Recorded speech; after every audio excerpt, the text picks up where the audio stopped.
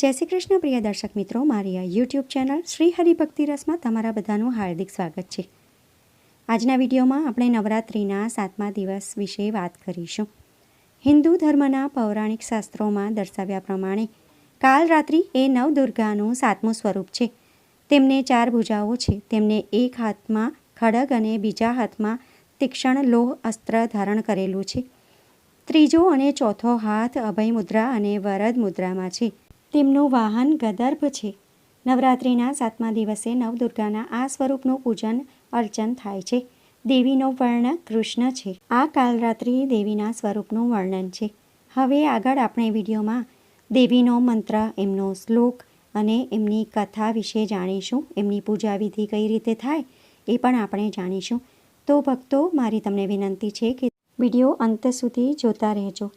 ભક્તો, આપણે પૂજા વિધિ કરીએ છીએ, વ્રત કરીએ છીએ, પરંતુ કથા નથી સાંભળતા તો તેનું પૂરું ફળ મળતું નથી. તેથી તમારે કથા અંત સુધી સાંભળવાની છે અને ત્યારબાદ પૂજા વિધિ હું બતાવીશ તે પણ તમારે અંત સુધી વિડીયો સાંભળવાનો છે અને બીજા લોકો સુધી વિડીયોનો પ્રચાર કરવાનો છે. તો ચાલો હવે શરૂ કરીએ. સૌપ્રથમ આપણે કાલરાત્રિ માતાની કથા સાંભળીશું. પૌરાણિક કથા પ્રમાણે શુંભ અને નિશુંભ નામક અસુરોનો સંહાર કરવા માટે દેવી પાર્વતીએ કાલરાત્રિ સ્વરૂપ ધારણ કરેલું હતું. શનિ ગ્રહનું સંચાલન દેવી કાલરાત્રિ દ્વારા કરાય છે.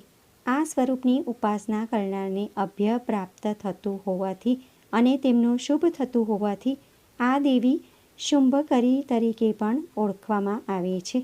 માતાનો રંગ કાળો હોવાને લીધે તેઓ કાલરાત્રિ તરીકે ઓળખવામાં આવે છે. અસુરોના રાજા રક્તબીજનો વધ કરવા માટે દેવી દુર્ગાએ પોતાના તેજથી માતા કાલરાત્રિને ઉત્પન્ન કર્યા હતા.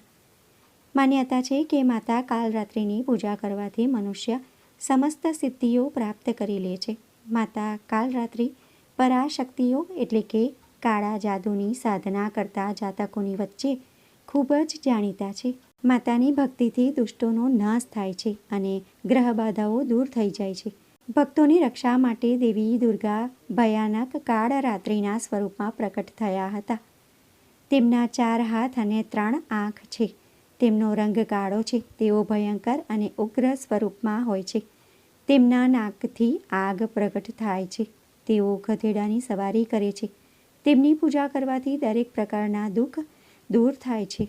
હવે આપણે માતા કાલરાત્રિની ઉત્પત્તિની કથા વિસ્તારથી સાંભળીશું. કથા પ્રમાણે દૈત્ય શુંભ, નિશુંભ અને રક્તબીજે ત્રણેય લોકમાં હાહાકાર મચાવી દીધો હતો. એનાથી ચિંતિત થઈને બધા દેવતાગણો શિવજીની પાસે ગયા. શિવજીએ દેવી પાર્વતીને રાક્ષસોનો વધ કરી પોતાના ભક્તોનું રક્ષણ કરવા કહ્યું. શિવજીની વાત માનીને પાર્વતીજીએ દુર્ગાનું રૂપ ધારણ કર્યું અને શુંભ નિશુંભનો વધ કર્યો. પરંતુ દુર્ગાજીએ જેવો રક્તબીજને માર્યો, તેના શરીરમાંથી નીકળેલા રક્તથી લાખો રક્તબીજ ઉત્પન્ન થઈ ગયા. એને જોઈને દુર્ગાજીએ પોતાના તેજથી કાલરાત્રિને ઉત્પન્ન કર્યા. ત્યારબાદ દુર્ગાજીએ રક્તબીજને માર્યો અને તેના શરીરથી નીકળતા રક્તને કાલરાત્રિએ પોતાના મુખમાં ભરી દીધું અને બધાનું ગળું કાપતા કાપતા રક્તબીજનો વધ કર્યો.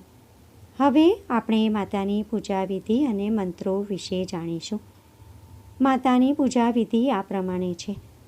વ્રતના દિવસે સૌપ્રથમ બ્રહ્મ મુહૂર્તમાં ઉઠી સ્નાન કરીને બાજોઠ ઉપર માતા કાલરાત્રિની પ્રતિમા અથવા ફોટો સ્થાપિત કરો. તેના પછી ગંગાજળ અથવા ગૌમૂત્રથી શુદ્ધિકરણ કરો. બાજોઠ પર ચાંદી, તાંબા અથવા માટીના લોટામાં પાણી ભરીને તેના પર નાળિયેર રાખી કળશની સ્થાપના કરો. આ બાજોઠ ઉપર શ્રી ગણેશ, વરુણ, નવગ્રહ, 16 માતૃકા એટલે કે 16 દેવી, સપ્તધૃત માતૃકા એટલે કે 7 સિંદૂરનો ચાંદલો, તેની પણ સ્થાપના કરો. એ પછી વ્રત પૂજનનો સંકલ્પ લો અને વૈદિક તથા સપ્તશતી મંત્રો દ્વારા માતા કાલરાત્રિ સહિત સમસ્ત સ્થાપિત દેવતાઓની 1650 પૂજા કરો. એમાં આવાહન, આસન, પાદ્ય, આચમન, સ્નાન, વસ્ત્ર, સૌભાગ્યસૂત્ર, ચંદન, નાળાછડી, હળદર, સિંદૂર, દુર્વા, બિલ્લીપત્ર, આભૂષણ, પુષ્પહાર, સુગંધિત દ્રવ્ય, ધૂપ, દીપ, નૈવેદ્ય, ફળ, પાન, દક્ષિણા, આરતી, પ્રદક્ષિણા, મંત્ર, પુષ્પાંજલિ વગેરે કરો. તત્પશ્ચાત પ્રસાદ વિતરણ કરી પૂજન સંપન્ન કરો. માતાને ગોળ ખૂબ જ પ્રિય છે. સપ્તમી તિથિના દિવસે ભગવતીની પૂજામાં ગોળનો નૈવેદ્ય અર્પણ કરો અને બ્રાહ્મણને પણ આપવો. ભક્તો, આ હતી માતા કાલરાત્રિની પૂજન વિધિ. હવે આપણે જાણીશું કે માતા કાલરાત્રિની પૂજા નવરાત્રિના 7મા દિવસે જ શા માટે કરવામાં આવે છે. દેવી કાલરાત્રિનું સ્વરૂપ ખૂબ વિકરાળ છે. તેમના મસ્તક પર શિવજીની જેમ ત્રીજી આંખ છે. ત્રીજું નેત્ર આપણા અંતર્મનનું પ્રતીક છે. એનો સ્પષ્ટ અર્થ છે કે જ્યારે આપણે ભક્તિના માર્ગ પર ચાલીએ છીએ ત્યારે ઈશ્વરની નજીક પહોંચી જઈએ છીએ. તો ત્રીજી આંખ એટલે અંતર્મન જ આપણને યોગ્ય માર્ગ દેખાડે છે. જ્યારે કોઈ સાધકની સાથે આવી સ્થિતિ થઈ જાય તો સમજી લેવું જોઈએ કે તે ભક્તિના છેલ્લા તબક્કાની તરફ છે, જ્યાંથી તેને સિદ્ધિ પ્રાપ્ત થઈ શકે છે. હવે આપણે માતાજીના મંત્ર વિશે જાણીશું. માતા કાલરાત્રિની ઉપાસના આ મંત્રથી કરવી જોઈએ. એક વેણી જપા કર્ણપુરા નગ્ના ખગા સ્થિતા લંબોષ્ટિ કર્ણી કાકર્ણી તૈલાભ્યત્ક શરીરિણી વામપાદોલ્લ સલ્લો હલતા કંટકભૂષણા વર્ધન મૂર્ધધ્વજ કૃષ્ણા કાલરાત્રિ ભયંકરી. માતાજીનો સ્તુતિ મંત્ર છે. યા દેવી સર્વભૂતેષુ મા કાલરાત્રે રૂપેણ સંસ્થિતા નમસ્તસ્યૈ નમસ્તસ્યૈ નમસ્તસ્યૈ નમો નમઃ. કાલરાત્રિ માતાનો બીજ મંત્ર છે ઓમ એમ હ્રીમ ક્લીમ કાલરાત્રયે નમઃ. તમે માતા કાલરાત્રિના બીજા મંત્રોનો પણ જાપ કરી શકો છો. ઓમ એમ હ્રીમ ક્લીમ ચામુંડાય વિચ્છે ઓમ કાલરાત્રિ દેવ્યૈ નમઃ.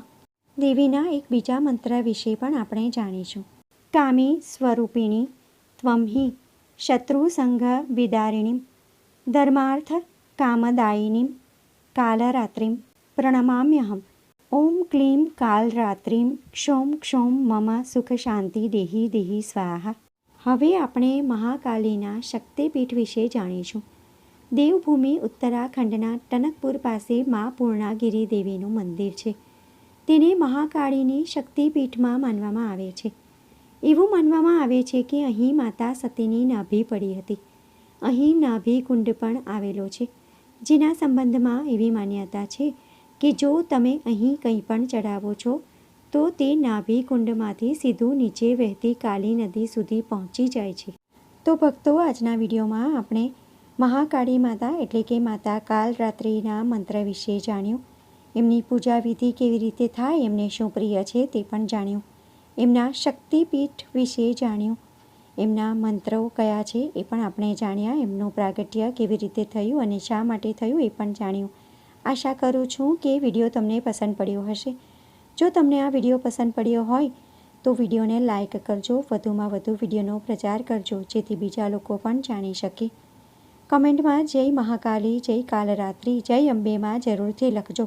જય દુર્ગામાં પણ જરૂરથી લખજો.